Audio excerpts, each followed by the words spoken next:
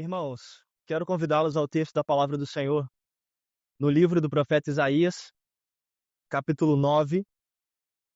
Seguiremos a explanação da última semana, do último domingo. Então peço a você que abra a sua Bíblia no livro do profeta Isaías, capítulo 9. A palavra do Senhor ao nosso coração. Hoje, o nosso foco estará nos versos 4 e 5, dando assim seguimento ao texto. Mas nós iremos ler do verso 1 ao verso de número 7. Quero convidar você para esta leitura. O texto nos diz assim: mas para a terra que estava aflita, não continuará a obscuridade. Deus, nos primeiros tempos, tornou desprezível a terra de Zebulon e a terra de Naftali. Mas, nos últimos tempos, tornará glorioso o caminho do mar além do Jordão, Galileia dos gentios. O Riocadezilo Yopsi Piaunape.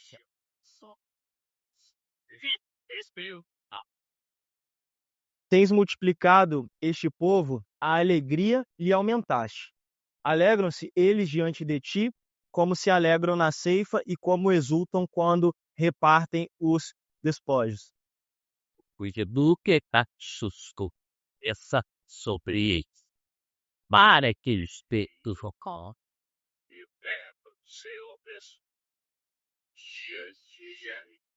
Porque toda bota com que anda o guerreiro no tumulto da batalha e toda veste revolvida em sangue serão queimadas, servirão de pasto ao fogo. o que se puser. O está só. E seu nox é maravilhoso por ser os ossos, a eternidade. Para que se aumente o seu governo e venha a paz sem fim, sobre o trono de Davi e sobre o seu reino, para o estabelecer e o firmar mediante o juízo e a justiça, desde agora e para sempre. O zelo do Senhor dos Exércitos fará isto. Amém. Meus irmãos, não sei vocês, mas ao longo da minha vida, e assim, uma vida ainda carece de muito desenvolvimento, eu já ouvi muitas promessas. Eu não sei vocês, mas promessas que o mundo seria um local de paz, o mundo seria um lugar mais solidário, o mundo seria um lugar para todos, que a cidade iria melhorar com a troca de gestão política, que as coisas iriam andar, que as coisas iriam avançar. Confesso que muitas promessas, promessas que, de certo modo, apontavam para uma esperança, algum tipo de melhoria, mas com o passar do tempo, o que eu vi? Guerras, corrupções, injustiças. Nós mal saímos da pandemia, momento extremo da humanidade. Isolamento, lockdown, morte, precariedade da saúde, seja pública ou privada, não importa aqui.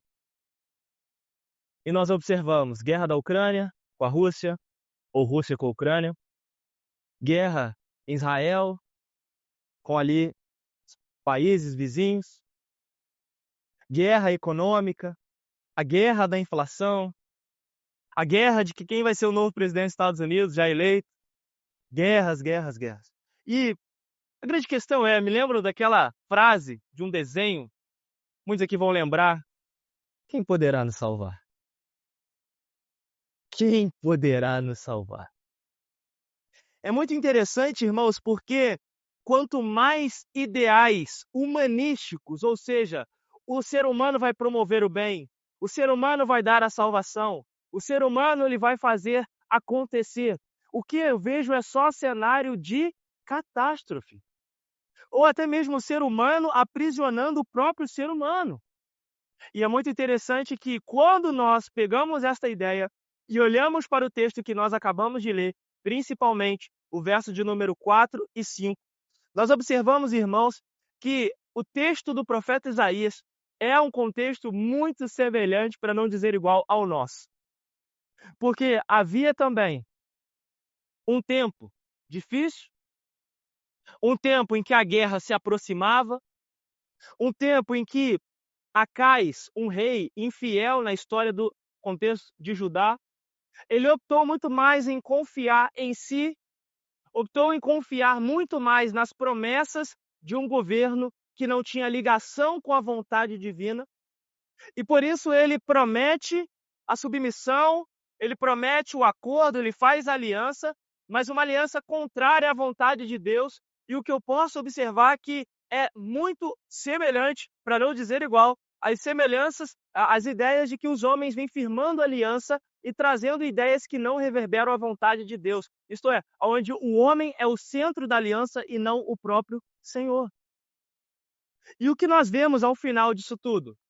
Guerra, desastre, catástrofe. E quanto mais as pessoas insistem em caminhar nos seus próprios ideais e pensamentos, mais infiel é o homem diante da face de Deus. E nós observamos que o contexto dessa passagem, nos fala exatamente isso, que o povo estava vivendo ou iria viver momentos complicados, de luto, de dor, de ansiedade, como nós aprendemos domingo passado, à beira da sombra, ou seja, nas trevas, por conta dos seus passos infiéis diante do Senhor, tanto do rei Acais quanto do povo também, que não estava muito distante do seu rei. E interessante observar o quanto, agora, o verso de número 4 e 5, o profeta Isaías passa da imagem da luz, que nós já aprendemos domingo passado, do verso 1 a 3, e agora ele conecta a mensagem de um rei libertador. Ele traz a ideia, então, de um rei que é guerreiro, de um rei que vai ao campo de batalha a favor do seu povo. Então, agora, o profeta, na sua visão, ele usa um contexto militar para falar, então, de um novo rei que está vindo com luz e esperança ao seu povo, destacando, então, que este rei livraria o seu povo das mãos pesadas do inimigo. Que este rei, então, viria para tirar o jugo pesado do inimigo, apontando, então, para um tempo de salvação em Israel. É interessante, irmãos, que a proposta central aqui do contexto da passagem é destacar agora no verso 4 e 5 que um reino que outrora estava firmado na infidelidade, agora será firmado nas bases de um rei que é justo e que veio para libertar o seu povo. Qual é a conexão desse contexto com a nossa realidade? Quando nós olhamos os reinos deste mundo, nós observamos as mesmas coisas. Lembra aí do início? Igualdade, lugar para todos. Nós pensamos em liberdade, todo mundo será feliz. E nós pensamos também, bom, se há um espaço para todos, se todo mundo será feliz, todo mundo será o quê? Próspero. Mas, quando eu olho para os reinos dessa terra, pastor, que reinos? Vou falar. Quando eu olho para os reinos dessa terra, irmãos, eu vejo que os reinos deste mundo nos levam para prisões, calabouços profundos. Aquela coisa de porão, sombrio, sem luz. Tudo mofado, tudo úmido. E que por mais que esse calabouço receba uma reforma, receba ali um toque de tinta, algo que venha de fato trazer alguma beleza aparente, com o tempo aquele calabouço vai mostrando a umidade da parede, quem é alérgico como eu vai espirrando, não vai mais suportando aquele negócio ali, e quando nós vamos ver, nós não suportamos mais aquela prisão fedorenta, preta, sem iluminação, sem vida. E assim, queridos, são os reinos deste mundo. O dinheiro, por exemplo, as pessoas correm atrás, lutam, brigam, até estudam para conseguir mais. Mas para onde isso leva? Qual é o fim disso tudo? Quando não enxergamos Deus neste reino. O fim é a glória do homem, por isso o ditado, quanto mais você tem, mais o quê? Exatamente. Um reino quebrado, falido. Mas as pessoas tentam buscar a salvação e a libertação por meio, por exemplo, do dinheiro. Mas hoje, irmãos, eu quero apresentar um rei a vocês. E este rei, ele é Jesus, porque apenas pela mão de Jesus nós podemos viver a verdadeira transformação. Portanto, libertação da vida, libertação do pecado, libertação dos vícios, transformação só em Jesus. Por isso, hoje eu quero chamar a sua atenção para o tema Jesus, o Rei Libertador. Pastor, por que Jesus, o Rei Libertador? Porque esse Jesus não está sendo pregado, esse Jesus não está sendo ensinado. Tenho visto talvez poucas pessoas, poucas igrejas, se comprometendo com este evangelho verdadeiro. Tem, sim, uma minoria. Mas aqui nós somos chamados então a observar esse Jesus, o Rei Libertador. E um belo motivo para você olhar para esse Jesus, que é o Rei Libertador, para você entender, internalizar isso na sua vida, é que viver a vitória, a libertação, só Jesus pode nos dar a vitória e a libertação. Gravem bem isso. Ele é o Rei que veio dar a vitória do seu povo, e Isaías já estava profetizando isso lá no Antigo Testamento. E é sobre isso que nós vamos falar hoje. A vitória que Jesus concede ao seu povo. Essa vitória por meio da sua libertação. Vamos ao texto. Peço à igreja que leia o verso 4 e o verso 5. Vamos lá?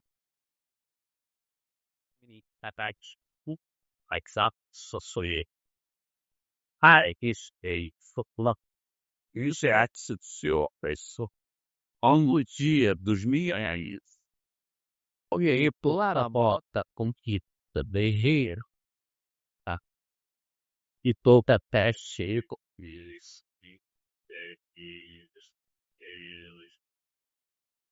Então, qual é a ideia, pastor? A ideia é a seguinte, meu irmão. O novo rei, esse rei prometido que Isaías está falando, ele irá derrotar o inimigo. E o inimigo do contexto aqui é a Síria, um reino grande no tempo do profeta Isaías, que estava assim dominando e oprimindo o povo diante de coisas muito pesadas nas quais nós iremos ver aqui. Então, qual é a certeza do profeta Isaías para o futuro? Que mesmo em meio à infidelidade do povo, à infidelidade do rei, que levou ao povo à prisão assíria, o Senhor iria enviar um rei libertador. Irmãos, eis o motivo da alegria do povo que observamos no domingo passado. A luz resplandeceu no calabouço de Israel. A luz brilhou e houve um sinal de esperança. E nesse sentido, assim, nós observamos o livramento sobre a vida do povo. E nós precisamos entender um pouco mais sobre isso. O texto nos fala que quebrado será, apontando primeiro a promessa. Quebrado será por quem? Tu quebrarás. Aí ele vem listando agora o jugo, a vara, o cetro. O que o texto nos ensina? Que este novo rei iria libertar o povo do jugo, do peso. Isaías usando aqui o instrumento da época, que simbolizava talvez para transporte de muitas coisas. Então, a mão do inimigo, a mão do reino que não fazia parte da aliança de Deus, estava oprimindo o povo, pesando o povo. Ok? Outra ideia é que este mesmo inimigo estava ferindo o povo com a vara, certamente subjugando o povo a situações que não reverberavam mais a ideia do Senhor. E por último, o texto nos fala que o governo, então, estava ali diretamente oprimindo o povo e assolando a realidade do povo. Porém, o tempo estava contado. Haveria um novo rei. Um novo rei se aproximava e, consequentemente, a libertação. Mas é muito curioso, quando nós estamos diante da vida, e aí vem a pergunta: quem poderá nos salvar? Quando a gente faz essa pergunta é porque o negócio, de fato, já ficou muito complicado. E é muito interessante que, às vezes, nós não enxergamos esperança, futuro para uma vida, para um mundo melhor. É muito interessante isso. Às vezes, essa onda do pessimismo também nos pega. Mas o texto nos fala sobre a vitória nos dias dos midianitas. E aí faz uma alusão, o profeta, ele lembra do passado e olha para um personagem bíblico chamado Gideão. E para quem não lembra da história de Gideão, Gideão foi um homem que, num contexto muito semelhante a este aqui, de Isaías, povo fraco, desacreditado, infiel, na minoria, o Senhor disse para Gideão: você vai vencer. E aí Gideão fala: Senhor, mas eu sou o menor da minha casa. Eu não tenho tantos recursos. Eu não consigo fazer isso sozinho. E aí o Senhor fala: escolha certos homens. E aí Gideão arruma um pelotão. E o Senhor fala assim: Gideão, tem muita gente aí. Vamos reduzir esse pelotão. E aí eles vão à beira do caminho lá do rio. Alguns abaixam para beber a água de um jeito e outros de outra forma. E aí o Senhor fala: olha, estes pode mandar voltar para o arraial. E esses aqui agora, ó, pode ir para a guerra. O interessante é que o texto de Juízes nos fala que o grupo era muito pequeno. Gideão vai para a guerra crendo na palavra do Senhor. E, ao final daquele processo, diante de um cenário desafiador, diante de um cenário improvável, Gideão, ele saiu vitorioso. E Isaías aqui, ele fala: olha, como no dia dos midianitas, vocês também. Então é muito interessante, irmãos, nós observarmos que o Senhor é aquele que vem nos libertar e é aquele que nos dá a vitória, consequentemente. E o texto nos fala ainda mais no verso 5. Porque toda bota com que anda o guerreiro no tumulto da batalha e toda veste revolvida em sangue serão queimadas e servirão de pasto. É interessante essa parte do texto agora. Por quê, pastor? Porque diante dessa mensagem, o Senhor está botando termo à guerra. Acabou. Ele é o que governa. Ele é o que dirige. Ele é aquele que, ao final do tumulto, ele está vendo um cenário, Isaías agora, de fim de guerra, fim de opressão, fim de vara, fim de qualquer coisa que venha aprisionar o povo de Deus. É quando, literalmente, lá no filme, acabou a guerra, as pessoas estão ali repartindo a prata, o ouro, o que presta, o que não presta, e tirando aquela roupa toda cheia de sangue e colocando a roupa no fogo. Como sinal de que tempo de paz, tempo de vida. E aqui, irmãos, nós somos encorajados a olhar o seguinte: que a alegria do povo de Deus existe ou existirá se o Senhor for o nosso libertador. Nós temos que pensar em algumas coisas diante desse texto, porque a restauração aqui no contexto ocorre porque o libertador está operando sobre a vida do povo dele. Portanto, tira-se a ideia de caos e levanta-se a ideia de paz e prosperidade. Isso é o que o Senhor faz com seu povo. Pastor, e o que este texto tem a me ensinar? Lições para você levar para casa. Vamos ao texto. A palavra do Senhor nos ensina o seguinte: não sou eu, não é você. Lembrem-se, o Senhor é o Todo-Poderoso. Enquanto o povo de Deus insistir nas promessas do seu tempo, nas alianças que não reverberam a verdade do Senhor, viveremos aprisionados, irmãos. Mas uma vez que o povo de Deus entender a promessa de salvação do Todo-Poderoso, certamente seremos libertos e viveremos tempos de paz e prosperidade. Esta é a mensagem do Natal. Um menino nos nasceu. Ele veio para libertar as nossas vidas do pecado. E crianças, agora é aquela hora onde vocês irão desenhar uma coroa simbolizando o governo de Deus, o Senhor Deus que governa todas as coisas. Uma espada, que com a sua espada Ele livra o seu povo do mal, e a cruz, simbolizando então que este que nos livra do mal é o Senhor Jesus. E diante disso, meus amados irmãos, voltando agora para nós, crianças adultos, nós observamos que o Senhor é o nosso libertador, o Todo-Poderoso, e assim todo o poder reside em suas mãos.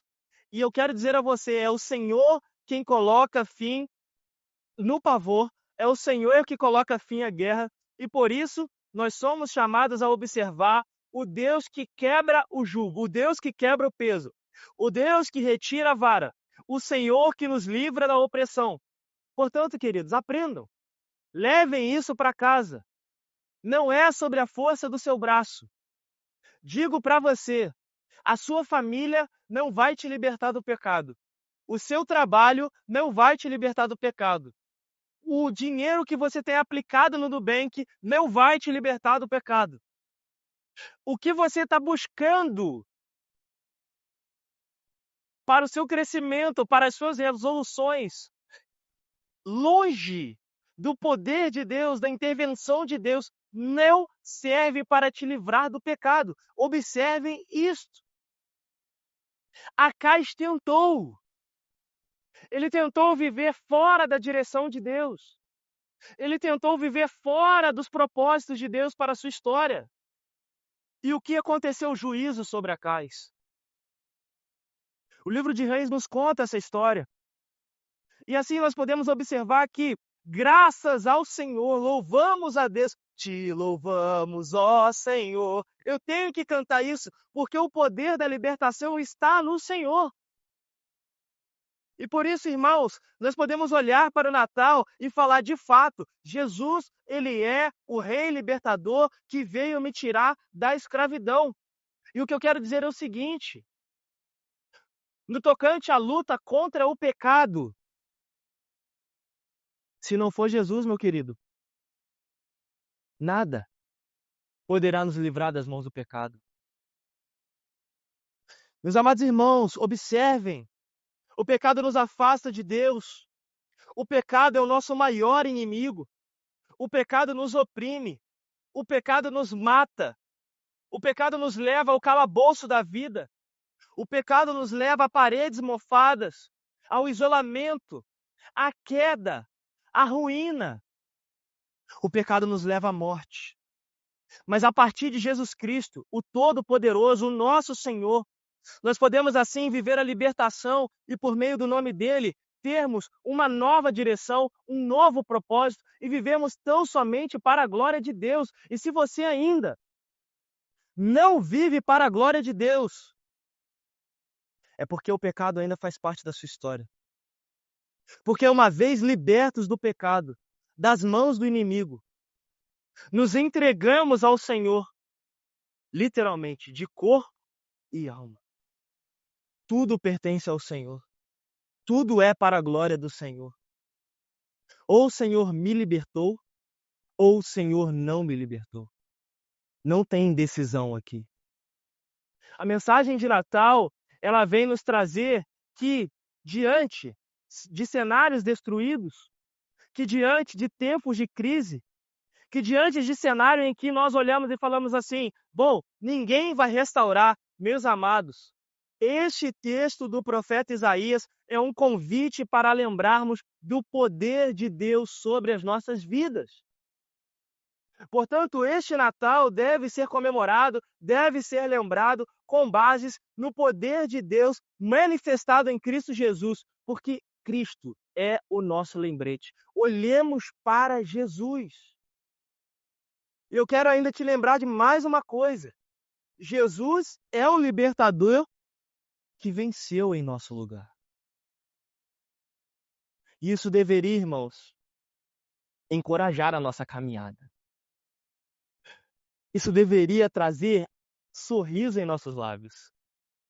Isso deveria, de fato, fortalecer a nossa fé em dias nublados, talvez. Em dias frios, em dias difíceis. Em dias em que nós olhamos e falamos assim, Senhor, quem poderá me salvar? E você, obviamente, irá dizer, o Senhor já me salvou. A ótica é outra. porque você já passa a viver a promessa em tempo presente. E não apenas hoje, porque essa palavra para nós, ela tem a sua aplicação em Cristo Jesus e ainda lança bases para o futuro. Diga sim, existe guerra, sim. Existe fome, muitas das vezes. Existe dor, iremos passar por muitas. Mas o que me encoraja é saber que Cristo me libertou dos pecados e por isso eu já passei da morte para a vida. Eu já passei da escravidão para a liberdade.